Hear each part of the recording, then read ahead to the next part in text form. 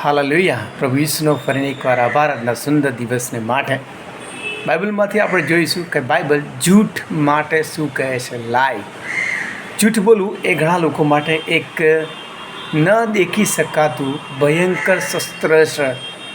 ઘણા લોકો જૂઠનો ઉપયોગ પોતાના સ્વાર્થ માટે કરે છે.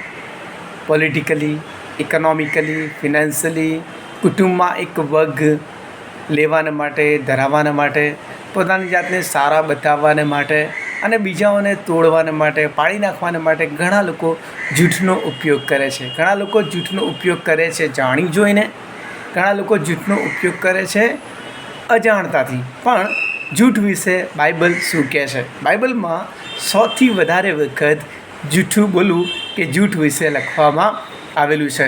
અને જે 3 બાબતો ઈશ્વરે મને આ દિવસોમાં બતાવી કે જૂઠું બોલવાથી જૂઠથી શું થાય છે. પહેલી બાબત એ છે કે ઈશ્વર જૂઠા બોલી જીભને ધિક્કારે છે. નીતિવચન 6 અને 16માં નીતિવચન 6 અને 16માં લખવામાં આવેલું છે. ત્યાં એવું લખવામાં આવ્યું છે કે જૂઠા બોલી જીભથી ઈશ્વર તેઓને ધિક્કારે છે. જો આપણે જૂઠ બોલવાનું સતત ને સતત ચાલુ રાખીએ છીએ, સમય પ્રમાણે, પ્રસંગો પ્રમાણે, કે જ્યાં આપણને ફાયદો થતો હોય, કે જ્યાં આપણે પોલિટિકલી આગળ જતા હોય અને જૂઠનો ઉપયોગ કરીએ છીએ, તો યાદ રાખીએ કે ઈશ્વર એવી જૂઠા બોલી જીભને અને એવા જૂઠા બોલી લોકને પ્રભુ ધિક્કારે છે. જો તમે ઈચ્છો છો કે ઈશ્વર મને પ્રેમ કરે તો જૂઠું બોલવાનું તમે બંધ કરી દો, કારણ કે બાઇબલ કહે છે કે ઈશ્વર જૂઠા બોલા લોકને ધિક્કારે છે. બીજી બાબત એવું કહે છે, યોહાનની લખેલી સુવાર્તા 8મો અધ્યાય અને તેની 44મું વચન, ત્યાં એવું લખવામાં આવ્યું છે કે પહેલાંથી જ શૈતાનમાં જૂઠ છે, તે જૂઠાનો બાપ છે અને તે જૂઠું બોલે છે. ઇટ મીન્સ કે શૈતાનનું એક સ્ટ્રોંગ કેરેક્ટર છે. અને કેરેક્ટર શું છે? જૂઠું બોલવું. જો તમારા માટે તમારી સાક્ષી અને તમારું જીવનનું કેરેક્ટર લોકોની આગળ એવું છે કે તમે જૂઠું બોલો છો, તમે જૂઠું બોલવાના માહિર છો, તમારામાં જૂઠ છે, ઇટ મીન્સ કે તમે જૂઠું બોલવાનું કેરેક્ટર દરરોજ ને દરરોજ શું કરી રહ્યા છો?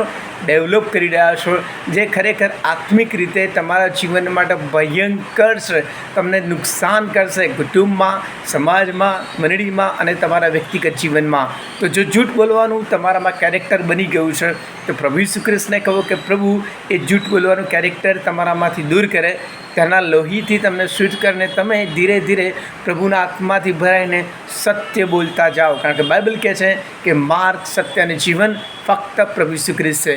પણ જો તમે જૂઠું બોલી રહ્યા છો દરરોજ ને દરરોજ, વારે ઘડીએ, સમય પ્રમાણે, સંજોગો પ્રમાણે, પોતાની ઈચ્છા પ્રમાણે, તો તમારું કેરેક્ટર શૈતાનના જેવું કેરેક્ટર બનતું જાય છે. કારણ કે બાઇબલ કહે છે કે શૈતાન એ જૂઠાનો બાપ છે. So don't be a son of devil. તો શૈતાન જૂઠું બોલીને શૈતાનના દીકરા ન બનશો. પણ બાઇબલ એમ કહે છે કે સત્ય બોલો, સત્યની પાછળ ચાલો અને સત્યમાં જીવો. અને ત્રીજી બાબત, ગીતશાસ્ત્ર 101 અને 7.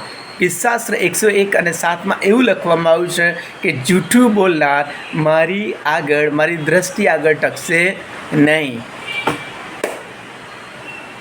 ગમે તેટલા પ્રભુની પાછળ આપણે ચાલીએ, ચાલવાનો દાવો કરીએ, બાઇબલ લઈને જઈએ, પ્રભુની આરાધના કરીએ લોકોની આગળ, પણ જો પ્રસંગ પ્રમાણે, દિવસો પ્રમાણે, સમય પ્રમાણે, વ્યક્તિગત સ્વાર્થના કરે જો જૂઠ બોલીએ છીએ, જો જૂઠ બોલીએ છીએ તો કદાચ મનુષ્ય પકડી શકતો નથી. પણ બાઇબલ કહે છે ઈશ્વરની દ્રષ્ટિ દરેક મનુષ્ય પર છે અને તમે જૂઠું બોલો છો તે પ્રભુ જાણે છે. અને બાઇબલ કહે છે કે તેવા માણસો, તેવા લોકો પ્રભુની આગળ ટકી શકતા નથી. You cannot stand in front of God if you are lying.